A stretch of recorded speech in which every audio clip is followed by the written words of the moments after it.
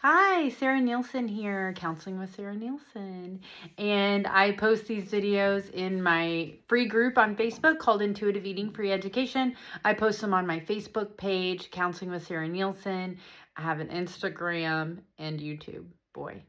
So today I thought I would talk a little bit about control and the relationship with food and just kind of making those connections. And, okay, where do we begin? Boy, this is a big topic, and I'm going to try to make this video. My goal is always under 5 minutes, okay? All right, let's dive into this. So, oftentimes with eating disorders, disordered eating, there are control issues. And take that phrase with a grain of salt, okay? That's not judgmental, that's not critical.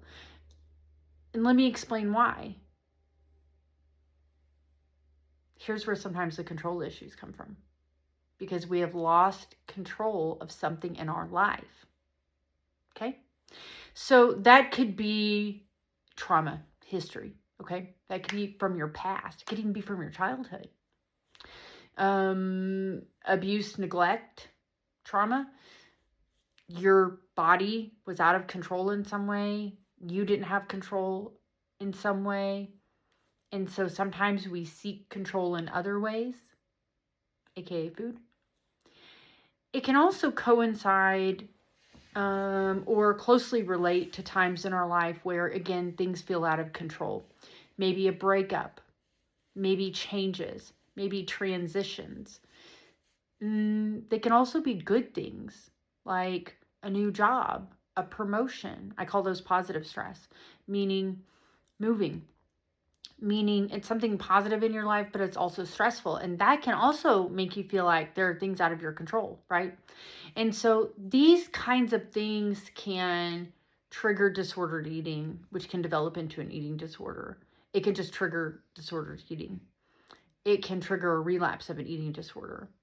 It can revert you back to diet culture, going on diets, calorie counting. There can also be some OCD-like tendencies to eating disorders. I've noticed there's definitely a parallel there.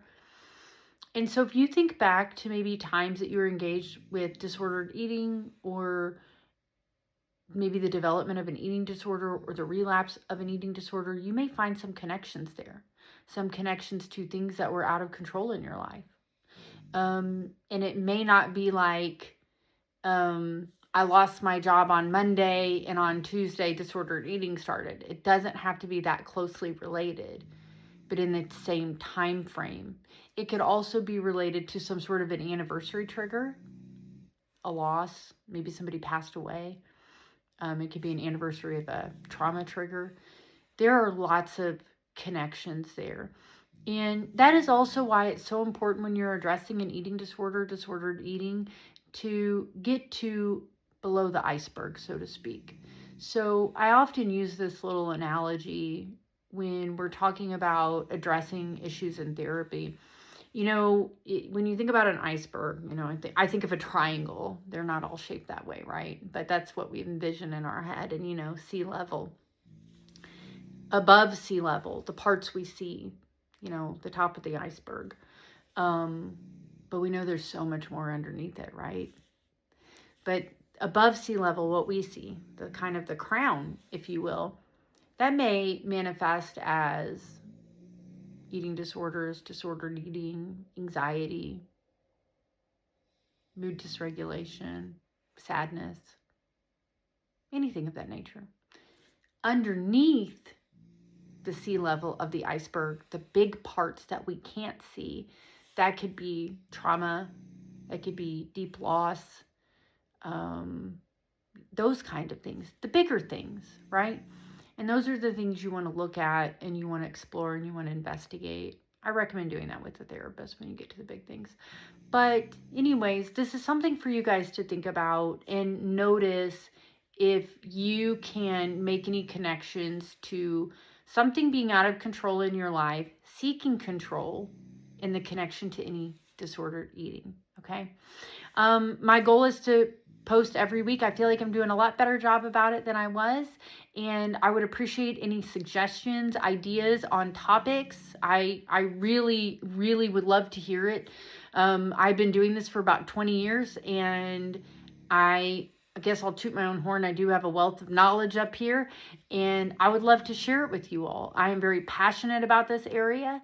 I think that it affects a lot of people, and it's a very difficult thing to talk about. There's a lot of guilt and shame with eating disorders, and we need to fight through that. By the way, next week is Eating Disorder Awareness Week, so I'm hoping to be posting some information every day, whether that be slides, memes, if you will, videos.